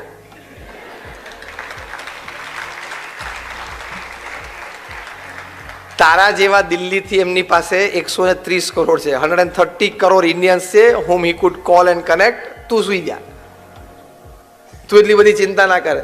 તારે એ 11:30 વાગે જેપીસીની ચિંતા નથી કરવાની, રાફેલ ડીલની ચિંતા નથી કરવાની. તારે તારા છોકરાને મેથમાં 45 માંથી 35 ઉપર આવી ગયો છે ને, જે એટલી જ ચિંતા કરવાની છે કે રાફેલમાં 30,000 કરોડનું કૌભાંડ થયું. 30,000 નું નથી થયું, તારા છોકરામાં જે 45 માંથી 18 ઉપર આવી ગયો છે મેથમાં, એ કૌભાંડ થયું છે. એ તું કંટ્રોલ કર, પહેલા એ સ્કેમ કંટ્રોલ કર. સી, એટલે we need to really understand our life. આપણે આપણું જીવન થોડુંક સમજવું પડે. આ બધી તમે માહિતી ન રાખો એવું નથી કહેતા. એઝ એન એક્ટિવ સિટીઝન, એક સારા નાગરિક તરીકે આપણા દેશની બધી કાર્યવાહી વિશે આપણને માહિતી હોવી જ જોઈએ. Even I keep it. બધાએ આપણે રાખવી જોઈએ, કારણ કે વી આર ઓલ એક્ટિવ સિટીઝન્સ. કોકની સાથે વાત થાય, કોકની સાથે ચર્ચા થાય તો આપણે બધો ખ્યાલ હોય એની ના નથી કહેતો. તમે ન્યૂઝપેપર વાંચો, ટીવી ચેનલ જુઓ માહિતી માટે, ઇટ્સ ફાઇન, ઇટ્સ ઓકે, પણ સાથે આ બધી વસ્તુ પણ તો હોવી જોઈએ ને. એકેય જગ્યાએથી ફરિયાદ ના આવી જોઈએ. તમારા બધા રોલ તમારે બરોબર ભજવવાના. As a husband, as a wife, as a brother, as a sister, as a son, as a daughter, as a neighbour, as a relative, as a friend, બધા રોલ પરફેક્ટ ભજવવાના. એક પણ જગ્યાથી ફરિયાદ ના આવી જોઈએ અને બધા તમારી પર ખુશ રહેવા જોઈએ, તો જીવન જીવ્યા કહેવાય. ફેમિલી પણ એમ કહે કે ટાઈમ બહુ આપે છે, ટાઈમે ઘરે આવી જાય છે, બધા સાથે જમીએ છીએ. ફ્રેન્ડ પણ એમ બોલે કે જ્યારે મારી જરૂર હોય તો ફોન કોલ કરો, કલાકમાં હાજર થઈ ગયો. 2 વખત એવા પ્રસંગ બન્યા. બધી જગ્યાથી આપણા તરફથી યસ આવી જોઈએ. 70 વર્ષની ઉંમરે આપણા પ્રધાનમંત્રી શ્રી આટલું કામ કરી શકતા હોય તો આપણે તો બધા 35-40 વાળા જ બેઠા છીએ. થાય કે ના થાય? If you decide you can. Yes or no? If you decide you can. તમે નક્કી કરો તો બધું કરી શકે. એટલે સમય વેપારમાં પણ આપીએ, નોકરી ધંધા વેપાર આપણે જે કરતા હોય એમાં, આપણો પરિવાર છે, મિત્ર મંડળ છે, એમાંય આપીએ. આપણા કોઈ મોજ શોખ હોય એની માટે પણ આપીએ. આપણું સ્વાસ્થ્ય, હેલ્થ મેન્ટેન કરવાનું છે એની માટે પણ આપીએ. બધા માટે સમય નીકળે. ભગવાને બહુ સમજીને 24 કલાક ગોઠવ્યા છે. ઘણા મનમાં એમાં કહ્યું થોડુંક 26-26.5 જેવું ગોઠવ્યું હતું. દિવસમાં જે 24 કલાક ગોઠવાના છે, જો 24 ના બદલે 26-28 હોત ને તો મારે બહુ ટાઈમની જરૂર છે. તારા કરતા ઉપરવાળો વધારે બુદ્ધિશાળી છે, એને 24 ગોઠવ્યા છે, બરોબર છે. તું 26 ને 28 ની વાત ના કરીશ. એટલે સમય બધા માટે બહુ જ સારો ગોઠવાયેલો છે. If you can manage your time well, you can do everything with no complaints from any quarters. કોઈ પણ ક્ષેત્રમાંથી આપણા માટે ફરિયાદ ના આવે એવું ગોઠવી શકાય છે. એટલે સમય આપણે બરોબર આપવાનો. બીજી એક અગત્યની વાત છે જે પરિવારમાં વિખવાદનું કારણ બને છે અને એથી આપણે બહુ જ ચેતતા રહેવું પડે તો આપણે family becomes a home of happiness. એ તમારું social media. Again, I am not against social media. એનાથી કનેક્ટિવિટી ખૂબ સારી છે, સંદેશાની આપ લે ફાસ્ટ થઈ શકે છે. કોઈને કંઈ જરૂરિયાત હોય તો ગ્રુપમાં મેસેજ મૂકે તો મદદ બહુ જલ્દી મળી શકે છે. આ બધા જ એના ખૂબ લાભ છે. I am not against it, even I use it, but you have to keep your senses under control. તમે નવરા બેઠા એટલે નેટ ઉપર જઈ કે યુટ્યુબ પર જઈને ગમે તે સાઇટ ખોલો ને ગમે તે જોવો, એ તો ખોટું જ છે. એ તમારા પરિવારમાં પ્રશ્નો ઊભા કરશે. હમણાં અમેરિકામાં American association of lawyers, advocates, આમ તો AAA બોલે છે, AAA, American association of advocates, એની એક સબ બ્રાન્ચ છે. જુદા જુદા લોયર્સ હોય ને, કોઈ ક્રાઇમના હોય, કોઈ સિવિલના હોય, એમ ડિવોર્સ લોયર્સ. એ લોયર સ્પેશિયલ ડિવોર્સમાં જ એનું સ્પેશિયલાઇઝેશન. એ બધા મિલિયનર છે, ખબર પડી? એ બધા મિલિયનર્સ છે. ડિવોર્સ લોયર્સ બધા મિલિયનર્સ છે. એમ સમજીને તાલી પાડી છે ને. એ લોકોની 3 દિવસની કોન્ફરન્સ થઈ અને બહુ જ બ્રેઇન સ્ટોર્મિંગ થયું. બધાએ પોતપોતાના અનુભવ વિચારો શેર કર્યા. એનું એક કન્ક્લુઝન પેપર તૈયાર થયું. એમાં એક વાત લખવામાં આવી કે જે યંગ કપલ્સ છે in the age group of 25 to 40, 25 થી 40 વર્ષની વચ્ચેનું જે એજ ગ્રુપ છે, એ જે બધા કપલ્સ છે, એમાં ડિવોર્સના છૂટાછેડાના મુખ્ય કારણો શું છે? તો મુખ્ય કારણમાં એક મોટું કારણ નક્કી થયું, over exposure to social networking sites. Social networking sites તમે ઓપન કરો એટલે તમારે જાત જાતની વ્યક્તિઓ સાથે સંબંધો શરૂ થવાના. એમાં ખોટા સંબંધ શરૂ થશે જ અને પરિવારમાં પ્રશ્ન આવશે જ. તારા ઘરમાં 5 જણા જેનું નેટવર્કિંગ સરખું કર ને પહેલા, અને એ સિવાયના નજીકના 5, 10, 15 છે એનું નેટવર્કિંગ કર ને. તે કોક રશિયામાં બેઠો ને બ્રાઝિલમાં બેઠો એની જોડે તારે શું ચેટ કરવાની જરૂર છે? તું નથી એને ઓળખતો, તારે નથી જિંદગીમાં કોઈ દાડો એને મળવાનું છે ને કોઈ દાડો. અને એકચ્યુઅલી તમને એ વ્યક્તિનું બેકગ્રાઉન્ડ ખબર નથી, એ ક્રિમિનલ છે કે નહીં તમને ખબર નથી, એને તારા જેવા 17 ને છેતરી નાખ્યા છે કે નહીં એ તમને ખબર નથી, અને ઘણી વખત તો એ પુરુષ છે કે સ્ત્રી છે એ તમને ખબર નથી. હા કે ના બોલો? અને ચેટિંગ કરતો હોય, પુરુષ હોય સ્ત્રી રૂપે ચેટિંગ કરે, સ્ત્રી હોય પુરુષ રૂપે કરે, છે કે નહીં? એ તો હવે આધાર કાર્ડ લિંક થશે સોશિયલ મીડિયા સાથે, આધાર કાર્ડ લિંક થશે પછી ખબર પડશે કે હું જેને જોડે ચેટિંગ કરતો હતો અને જેનું ડોલી સમજતો એ તો ભગો ભાઈ છે. એ પછી ખબર પડશે. આધાર કાર્ડ લિંક થશે. હવે 23 મે પછી કાર્યવાહી શરૂ થશે નહીં. એટલે તમને આઈડેન્ટિટી ખબર નથી હોતી સામેવાળી વ્યક્તિની ઘણી વખત. એમ આઈ રાઈટ ઓર રોંગ? અને પછી તમે ચેટિંગ કરો ને તમારો ટાઈમ કાઢો, પછી તમારા લાઈફ પાર્ટનરને શંકા જાય કે ના જાય? જાય જ. પ્રશ્ન થવાના જ છે. અને તમે ગમે તેલા સજ્જનો ના ના ના ઇટ્સ ઇટ્સ અ ફ્રેન્ડશિપ. હવે ફ્રેન્ડશિપના 15 અર્થ થાય છે, ખબર તને? It was just a friendship. પણ ફ્રેન્ડશિપમાં 15 અર્થ અને 15 રિઝલ્ટ બહાર આવે છે. હા કે ના? એમ ઢીલા પડી ગયા હા પાડવામાં. યંગસ્ટર્સને બધાને પૂછ્યું, ફ્રેન્ડશિપના 15-25 અર્થ થાય છે કે નહીં? અને 15-25 જાતના પરિણામ બહાર આવે છે કે નહીં? Yes or no? 15 to 20 types of meanings and 15 to 20 types of end results comes out of one word, friendship. તો પછી આમાંથી પ્રશ્નો બાદ કેટલા ચીટિંગના કેસ ઊભા થાય છે, કેટલા ફોર્જરીના કેસ ઊભા થાય છે, અને મર્ડર પણ થાય છે. સાયબર ક્રાઇમમાં મર્ડર આવી ગયું.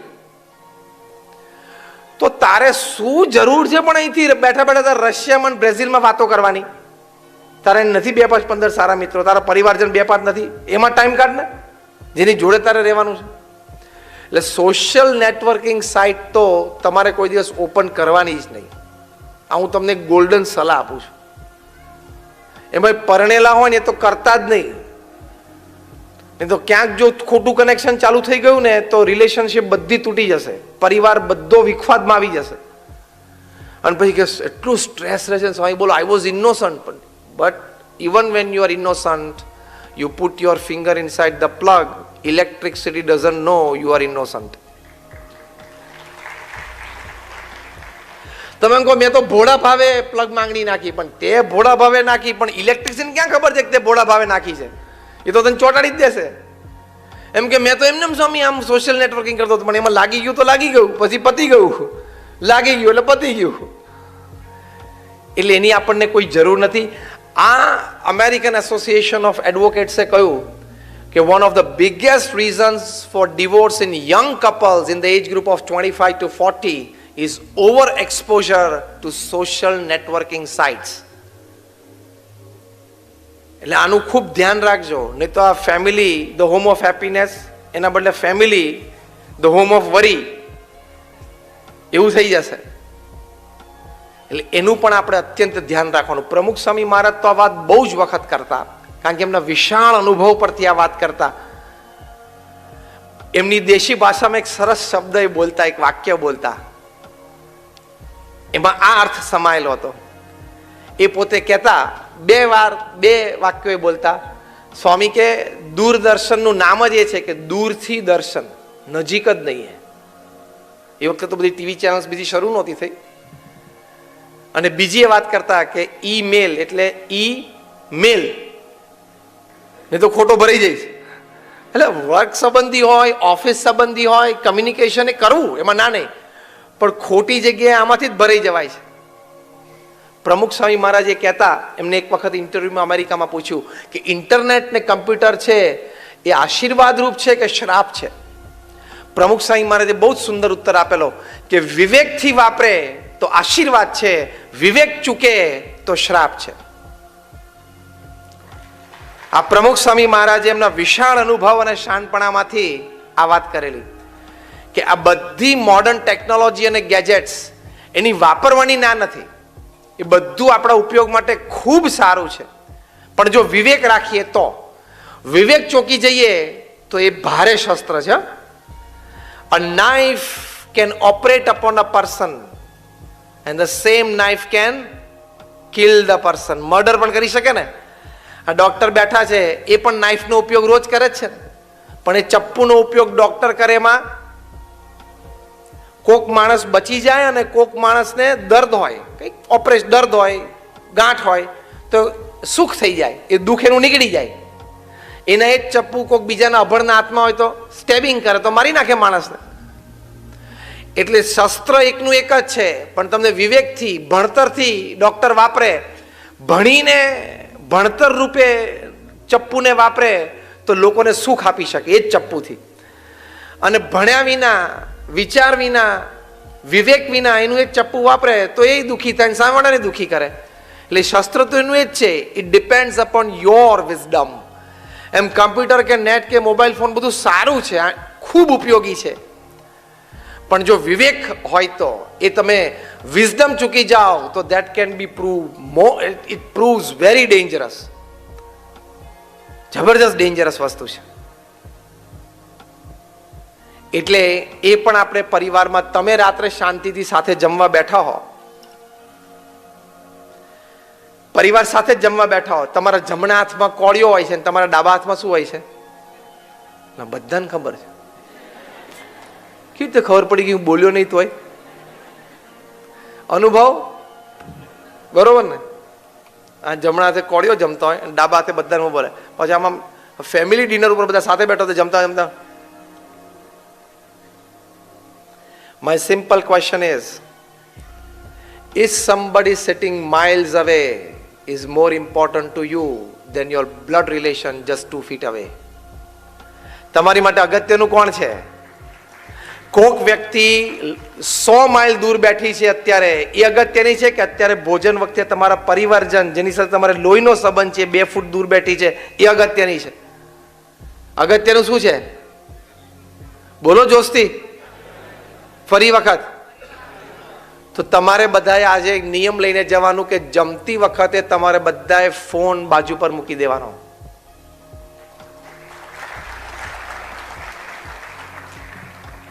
એ બાજુ પર મૂકશો ને ત્યાં સુધીમાં રતન ટાટા, મુકેશ અંબાણી અને નરેન્દ્રભાઈનો ફોન તમારી ઉપર નહીં આવે, એની હું તમને બાંયધરી આપું છું.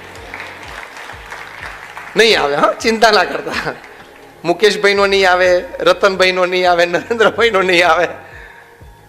કુમાર મંગલમ બિરલા આટલા મોટા બિરલા આદિત્ય બિરલા ગ્રુપના ચેરમેન, 5 લાખ કરોડની વ્યક્તિ કહેવાય.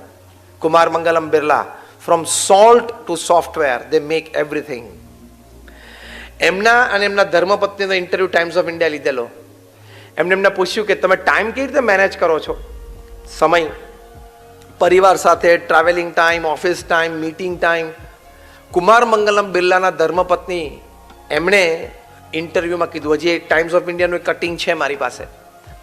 કુમાર મંગલમ બિરલાના વાઈફે કહ્યું કે અમારા બિરલા હાઉસમાં એક રિવાજ છે કે રાત્રે 8 વાગે એટલે અમારે બધાએ અમારો મોબાઈલ ફોન અમારા માતૃશ્રીને જમા કરાવી દેવાનો, ઇન્ક્લુડિંગ કુમાર મંગલમ બિરલા. એટલે ઇન્ટરવ્યુઅર આપણામાંનો કોક હતો, 1.5. એટલે એણે પૂછ્યું, ખબર પડી 1.5 એટલે તો ઠીક. એટલે આપણા જેવો કોઈક 1.5 હતો એને પૂછ્યું કે sir then what do you do after that, as if life does not exist without a mobile. Mobile વગર તેને લાઈફ જ નથી. સર પછી તમે શું કરો? કુમાર મંગલમ બિરલાએ કહ્યું, એમના વાઈફે કહ્યું કે 8 વાગે બધા ડિનર ટેબલ ઉપર આવી જવાનું. 8 થી 8:45 અમારો જમવાનો સમય છે. 8:45 થી 9:30 ત્યાં બેસીને અમે વાતો કરીએ. ફેમિલી હિસ્ટ્રી હોય, કોઈ ઇવેન્ટ આવતો હોય ફેમિલીમાં, કંઈક બીજી ચર્ચા હોય, કરંટ અફેર્સ હોય. 8 થી 9:30 બધા મોબાઈલથી દૂર રહે છે. કોની વાત કરું છું? આપણા શહેરના આવા ધનાઢ્ય મોટા વ્યક્તિની વાત કરું છું. કુમાર મંગલમ બિરલા 5 લાખ કરોડનું બિઝનેસ એમ્પાયર છે, આદિત્ય બિરલા ગ્રુપ. હવે એને 8 થી 9:30 નથી વાંધો આવી જતો, તો તને થાણામાં શું વાંધો આવી જવાનો છે? તું 1.5 કલાક ફોનને નહીં અડે તો.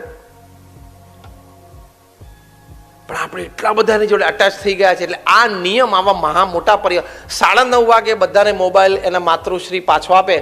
5-10 મિનિટ માટે ઇમરજન્સી હોય, અર્જન્સી હોય, એવું કંઈક ચેક કરી લે. કામની વાત હોય તો મેસેજ કરી દે, tomorrow morning 10 AM at the office, call me then. સવારે 10 વાગે ઓફિસ છું ત્યારે મને વાત કરજો. ફિનિશ, મૂકી દેવાનો ફોન. ક્યાં આપણે આખો દરિયો પી જવો છે? તો તમે સરસ લાઈફ જીવી શકશો. અને આપણે તો સવારના પોરમાં ઉઠીએ ને પહેલું કામ મોબાઈલ ખોલે, ડેટા ચાલુ કરીને વોટ્સએપ ને બી ખુશ થાય. 60 ચેટ, 90 મેસેજ. એ 60 માંથી 58 ચેટ તો ગુડ મોર્નિંગ ના ફૂલડા જ છે. બીજું કઈ તું ક્યાં અગત્યનો એટલો વ્યક્તિ છું સેલિબ્રિટી તાર સવારના પોરમાં? તું કે વિરાટ કોહલી શું તે સેન્ચુરી કરી હોય તને સવારના પોરમાં 50 મેસેજ કોંગ્રેચ્યુલેશન્સ, બીજા 50 મેસેજ જુદા જુદા ન્યૂઝપેપરમાં તારા ફોટોગ્રાફ છપાણા હોય એના હોય. તારે સવારના પોરમાં કશું નથી. અને એ બધા ગુડ મોર્નિંગ ના ફૂલડા પાછા સવારના પોરમાં ફરતા ફરતા જ આવ્યા હોય છે. અને એમાંથી એકાદ ફૂલડું તમને ગમે એટલે તમે તમારા ગ્રુપમાં જવા દો. એ પાછું 3 દિવસે થાણાથી, મુંબઈથી, કલકત્તા, દિલ્હી થઈને પાછું થાણા આવી જાય છે. વોટ્સએપનો સિનોનિમ શબ્દ છે કચરો, કચરા પેટી. અહીંથી આવે એટલે અહીં ઠલવે, પેલાને ગમ્યું એટલે પેલો એના ગ્રુપમાં ઠલવે, ચાલ્યા જ કરે છે. એટલે વોટ્સએપનો સિનોનિમ શબ્દ શું છે? Garbage bag. અગેન, વિવેકથી વાપરતા ન આવડે તો, વિવેકથી વાપરો તો એના લાખ ફાયદા છે. અને વિવેક ચૂક્યા તો એ ગાર્બેજ બેગ જ છે. અને એમાં કોઈક બપોરિયામ નવરો બેઠો હોય તો એકાદું ફૂલડું ક્રોપ કરે ને, એકાદું પાંદડું કાઢે ને, એકાદું પેટલ ઉમેરે ને, સ્ટાઇલ આમ કરી નાખે ને, પીળું કરી નાખે ને, પાછું એવું પડે એટલે એ પાછું 5 દાડા ચાલે ગામ આખામાં. એમાં ને એમાં ટાઈમ આપણે. અને વોટ્સએપ પર જેટલી વિડીયો આવે ને બધી જ જોવાની. કારણ કે આપણે તો ટાઈમ તો આપણને પૃથ્વી પર ભગવાને બહુ આપી દીધો છે, નવરાશનો પાર નહીં. જેટલી વિડીયો આવે એટલી જોવાની. યુ આર અ ફૂલ. એટલો બધો કચરો મગજમાં નખાય.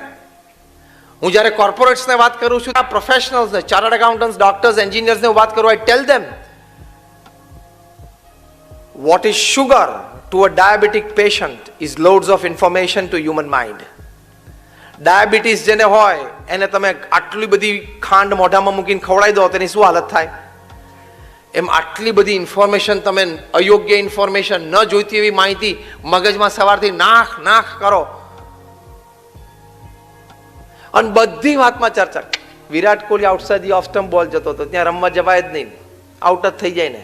રમતા જ નથી આવડતું. લે, હવે તું ચોકથી, કોલસાથી કોકની દિવાલ ઉપર સ્ટમ્પ દોરીને રમીને મોટો થયો, તારે વિરાટ કોહલી પર કોમેન્ટ આપી છે? તારી હેસિયત છે? પણ બધે સલાહ આપવાની. કોકની જાન જોવે ને તો થોડીક વાર જોઈને કે 2 જણા જામતા નથી. લે, તારે પણ ક્યાં ઓપિનિયન આપવાનો છે? તારો ઓપિનિયન કોઈએ માંગ્યો પણ નથી અને તું એક્સપ્રેસ થાય છે ને તારી મૂર્ખામી છે. You are a full. Who asked you for this? કદાચ 2 જણાનું જામ્યું નહીં, છૂટું પડ્યું તો એકાદાની જવાબદારી તારી છે. મૂકને માથાકૂટ. અને 2 નક્કી કર્યું એમાં તને વચ્ચે રાખેલો. માથાકૂટ મૂકને સવારે. પણ આવી આપણી બોગસ માનસિકતા. આપણે લગ્નમાં ગયા પેલા એને પહેરતા જ નથી આવડતું, આવું કપડાં થોડે પહેરાય. પણ હવે એને જે ગમ્યું એ પહેર્યું, તને જે ગમ્યું તું પહેર્યું, મૂકને માથાકૂટ. આપણું આવું ચીપ માઇન્ડ છે, આટલું બધું આપણું વીક માઇન્ડ છે. એટલે એ થોડું દૂર રાખી આપણે આપણા ફેમિલીનો આનંદ લઈ શકીએ. બહુ લાંબી ચિંતા કરવાની જરૂર નથી. કે એકચ્યુઅલી છે ને, પ્રેસિડેન્ટ ટ્રમ્પ અને હિલેરી ક્લિન્ટન વચ્ચે ફિલાડેલ્ફિયામાં ઇસ્યુ હતો. તું ફિલાડેલ્ફિયા રહેવા દે. તું ટ્રમ્પ અને હિલેરી રહેવા દે, આપણું અહીંયા રાખ કે આજે વોટિંગ કર્યું તો નહોતું કર્યું, બસ એટલું કરે ને. અને છેલ્લી વાત કરવાની, અ ટચ ઓફ સ્પિરિચ્યુઆલિટી. તમે પરિવારમાં સાથે આપણે કહેવત નાનપણથી ભણતા આવ્યા છીએ, a family that eats together, a family that plays together, a family that sits together lives together. એ આપણે નાનપણથી એ બીજા ચોથા ધોરણમાં હતા ત્યારથી આપણે શીખતા આવ્યા છે. એમાં વાતો મને અ ફેમિલી દેટ પ્રેઝ ટુગેધર. પ્રમુખ સ્વામી મહારાજના જન્મ શતાબ્દી મહોત્સવ નિમિત્તે એમના જીવનનો એક બહુ જ મોટો સંદેશ છે. એ પોતે કહેતા ઘર સભા નિત્ય કરવી, ઘર સભાથી વિશ્વ શાંતિ થશે. પોતે કહેતા ઘર સભા એટલે શું? અઠવાડિયામાં 2 વખત તમારે બધાએ ફેમિલી મેમ્બરે સાથે બેસવું ફોર અ સ્પિરિચ્યુઅલ સેશન. આ હું સંત છું એટલે વાત નથી કરતો, I am also man of science. મેં પણ મારું એન્જિનિયરિંગ કર્યું છે, એટલે I am also a student of science અને અ સ્ટુડન્ટ ઓફ સ્પિરિચ્યુઅલ. એટલે મને બેય ખબર છે, તમને એક જ ખબર છે, મને બેય ખબર છે, બેય લાઈફ. 50,000થી વધારે સર્વેઝ અને એક્સપેરિમેન્ટ્સ થયા છે, નેશનલ ઇન્ટરનેશનલ કોન્ફરન્સીસ અને સેમિનાર્સમાં પ્રસ્તુત થયા છે, કે જેમાં અધ્યાત્મથી વ્યક્તિગત જીવનમાં, પારિવારિક જીવનમાં, વ્યવસાયિક જીવનમાં કેટલા બધા લાભ છે, ફિઝિકલ, મેન્ટલ, ઇમોશનલ હેલ્થમાં કેટલા બધા લાભ છે. અઠવાડિયામાં 2 વખત તમારે બધા પરિવારજનોએ સાથે મળવું, 20-25 મિનિટનું એક સેશન કરવું.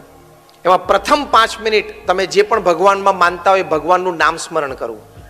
હમણાં university of Philadelphia, university of પેન્સિલ્વેનિયામાં રિસર્ચ થઈ, સાયકોન્યુરો સોફ્ટવેર્સથી એબ્સોલ્યુટ સાયન્ટિફિક એક્સપેરિમેન્ટ, પૂર્ણ વૈજ્ઞાનિક પ્રયોગ.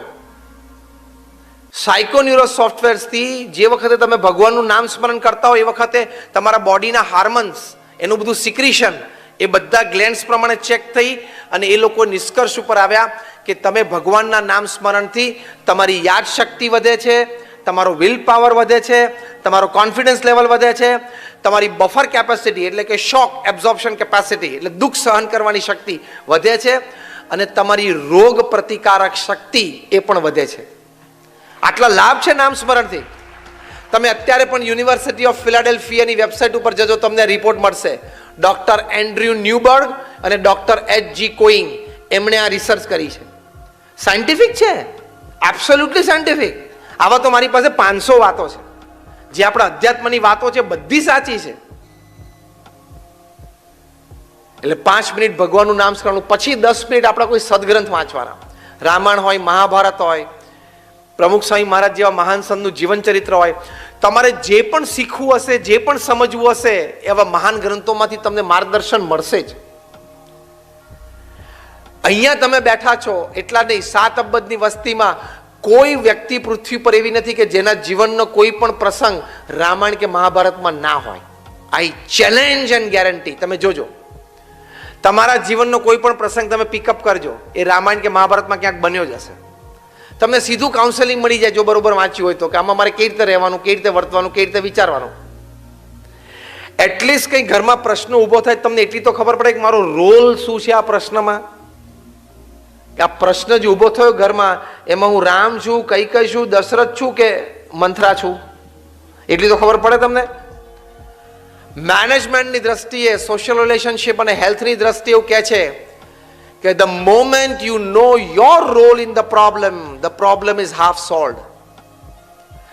પ્રશ્ન કંઈક પ્રોબ્લેમ ઊભો થયો ઘરમાં, એમાં તમારો રોલ શું છે તમને ખબર પડે ને તોય અડધું સોલ્યુશન આવી ગયું છે. પછી 5 મિનિટ આપણે કરવી, કોને શું વાત ગમી, શું ચર્ચા થઈ, એક્સચેન્જ. બસ પછી કંઈક દિવસ દરમિયાન સારી વાત હોય, એક્સચેન્જ કરી પતે ને પછી બધા ઊભા થઈ જાઓ, ફિનિશ. આને પ્રમુખ સ્વામી મહારાજ ઘર સભા કહેતા. BAPS સંસ્થામાં હજારો પરિવાર નિત્ય ઘર સભા કરે છે, બધા ખૂબ સુખી છે.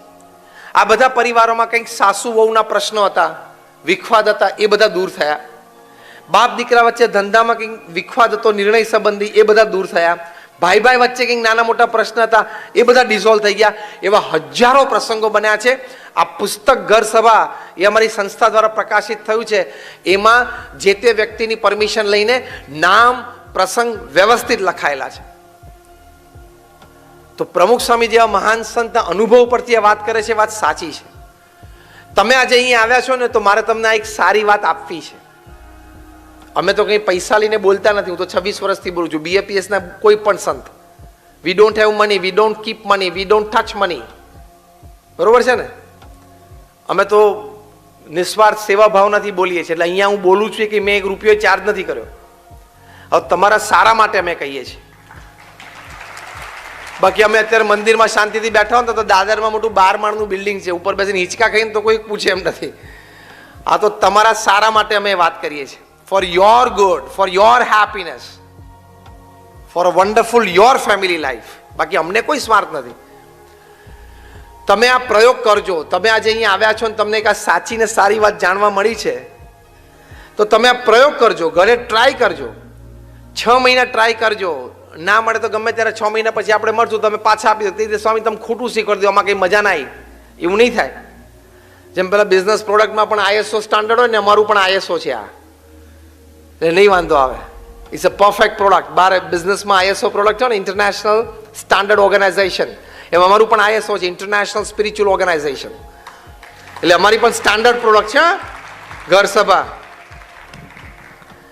કારણ કે the beauty of character gives stability in the family, harmony in the family. Harmony in the family gives stability in the society.